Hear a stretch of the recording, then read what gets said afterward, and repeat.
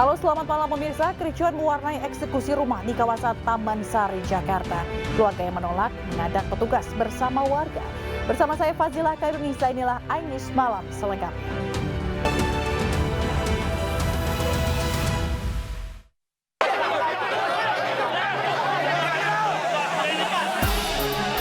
Kericuhan nyaris terjadi saat eksekusi bangunan dengan seluas 3.190 meter persegi di Taman Sari, Jakarta. Saat jurusita rumah dihalangi oleh pemilik rumah dan warga. Pemilik rumah dan warga sekitar menghalangi eksekusi 30 unit rumah dan toko. Negosiasi berlangsung alot karena pemilik rumah bersikeras menolak eksekusi.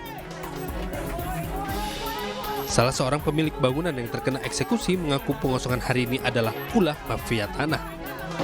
Saat ini mereka mafia tanah bermain.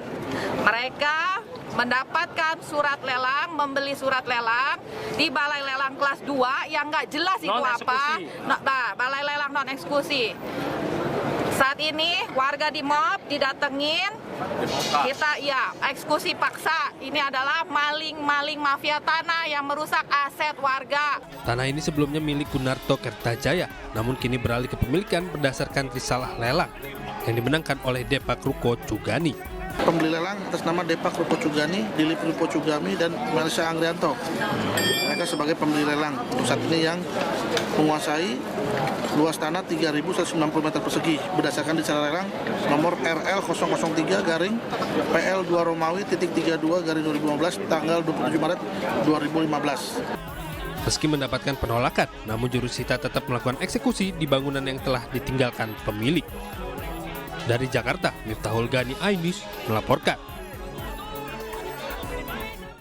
Tabrakan terjadi antara bus Sugeng Rahayu dan bus Eka di jalur Ngawi, Madiun, Jawa Timur. Akibatnya 4 orang tewas, sementara belasan lainnya luka-luka.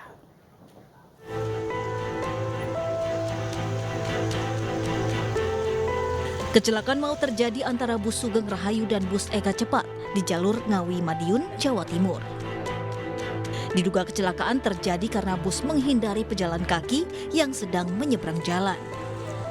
Kejadian berawal saat bus Sugeng Rahayu melaju dengan kecepatan tinggi dari arah Ngawi menuju Madiun. Saat tiba di lokasi kejadian, tiba-tiba ada seorang pejalan kaki yang menyeberang sehingga pengemudi bus Sugeng Rahayu kaget dan banting setir ke kanan. Hal itu membuat bus berpindah jalur dan menabrak bus Eka Cepat yang melaju dari arah berlawanan. Akibat kejadian ini 4 orang dinyatakan tewas. Sementara 15 orang mengalami luka dan saat ini dirawat di Rumah Sakit Widodo Ngawi. Kita nerima 9 ya, 8 yang satu meninggal, yang lain relatif aman, tinggal 1 yang harus kita konsen ya. Kita masukkan di ruang ICU karena trauma kepalanya berat ya. 111 sama patah tulangnya. Dari total keseluruhan per jam ini dari pagi tadi segini berapa? 9. Jadi luka terbanyak di kepala. Ya, trauma kepala mereka lebih banyak. Usai kejadian, polisi segera melakukan olah tempat kejadian perkara di lokasi. Sementara arus lalu lintas Madiun Ngawi tersendat di kedua arahnya. Dari Ngawi, Jawa Timur, Tim Liputan iNews melaporkan. Sementara itu, sebuah truk bermuatan 44 penumpang terperosok ke jurang sedalam 50 meter di Kebumen, Jawa Tengah. 5 orang dinyatakan meninggal dunia akibat kecelakaan maut ini.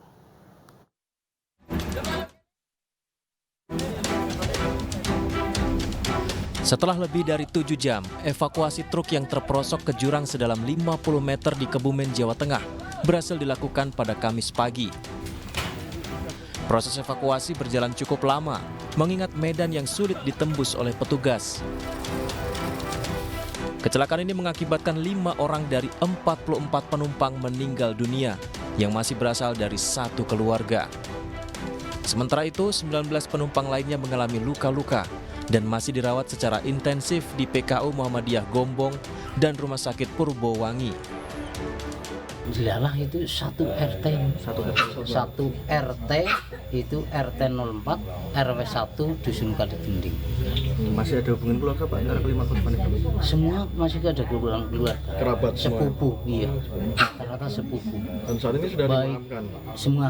Tadi malam sudah 4 jenazah yang dimakamkan dan 1 baru saja tadi pagi ya, karena menunggu keluarga anak di Semarang. Kecelakaan maut ini bermula ketika truk melintas dari arah Pantai Ligending menuju Desa Argosari pada Rabu malam. Setibanya di jalanan sempit dan menanjak, truk berpapasan dengan kendaraan dari lawan arah dan kehilangan kendali hingga akhirnya terperosok ke jurang sedalam 50 meter. Dari Kebumen, Jawa Tengah, Jo Hartoyo, iNews melaporkan. Pemirsa, Polsek Cimanggis, Depok, Jawa Barat melaksanakan rekonstruksi kasus pembunuhan seorang ibu oleh anak kandung. Proses rekonstruksi turut dihadiri ayah tersangka yang juga menjadi korban aksi keji pelaku.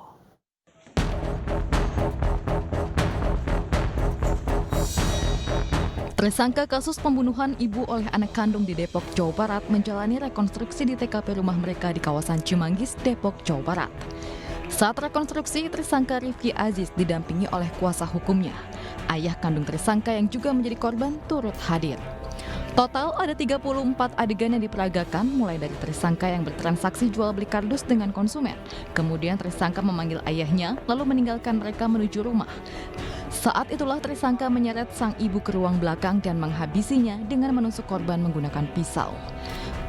Saat sang ayah kembali, tersangka langsung menyerang ayahnya dan terjadi perkelahian.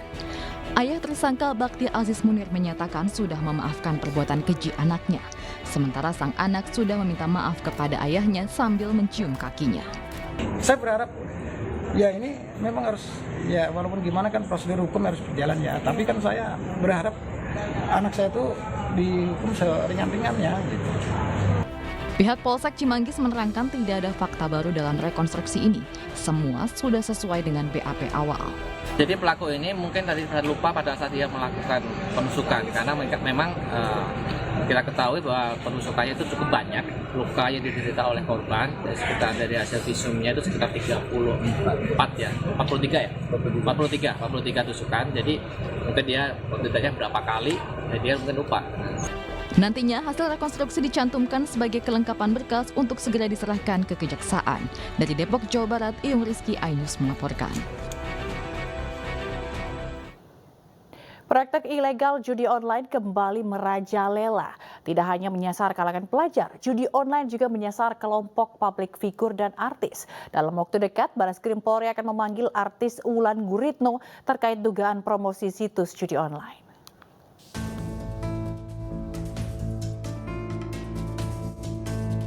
Judi online kembali membuat resah. Di Bandung, Jawa Barat, seorang selebgram cantik yang selalu menampilkan tubuh seksinya di media sosial untuk promosikan judi online diringkus polisi. Ia diduga menjadi brand ambasador situs judi online dan menjerat korbannya dengan cara berjoget dengan hanya mengenakan pakaian dalam di media sosial. Akhirnya pada 14 Agustus lalu, polisi mengamankan selebgram cantik tersebut bersama 2 orang admin akun judi online yang menjadi modusnya. Tak berhenti di situ, praktek ilegal judi online juga menyasar kalangan mahasiswi di Sukabumi, Jawa Barat.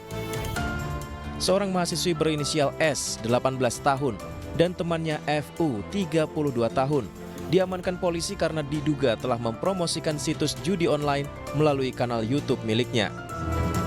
Dari aksinya itu, pelaku mendapatkan uang sebesar Rp500.000. Polisi merespon cepat dengan memberantas judi online yang masih menjamur. Melalui Direktorat Tindak Pidana Cyber, Barreskrim telah menetapkan 866 tersangka sepanjang tahun 2022 hingga 30 Agustus 2023. Terbaru, Dirtipid Siber Barreskrim akan memanggil sejumlah publik figur yang terlibat dalam mempromosikan situs judi online. Salah satu yang rencananya akan dipanggil adalah artis Wulan Guritno. Kami tidak henti-hentinya melakukan yang tadi saya sampaikan. Pertama, patroli cyber. Dari patroli cyber itu nanti apabila ditemukan dugaan adanya praktek judi online, segera kami lakukan penindakan. Kemudian juga yang tidak kalah penting adalah sisi edukasi. Bagaimana dari level terkecil ya, keluarga itu bagaimana kita memberikan edukasi kepada anak kita. Jangan mudah untuk memain judi, jangan mudah terlibat judi. Kepolisian juga telah bekerja sama dengan Kementerian Komunikasi dan Informatika untuk melakukan pemblokiran terhadap sejumlah situs judi online. Dari Jakarta, Tim Liputan iNews melaporkan. Pimpinan Pondok Pesantren Al Zaitun Panji Gumilang mencabut gugatan 1 triliun rupiah terhadap Wakil Ketua Umum Majelis Ulama Indonesia atau MUI Anwar Abbas. Kedua belah pihak pun sepakat untuk berdamai.